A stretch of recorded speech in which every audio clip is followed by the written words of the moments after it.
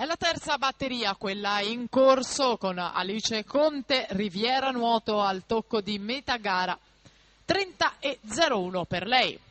Per la quarta batteria junior femmine, Stefania Grassi nuoterà in 1 per lo Sport Management, in 2 Beatrice D'Acquisto Idros, in 3 Giulia Fissi SC, in 4 Vittoria Bonfini SC, in 5 Camilla Randon Team Euganeo, in 6 Lucrezia Cupido Veneto Banca Montebelluna.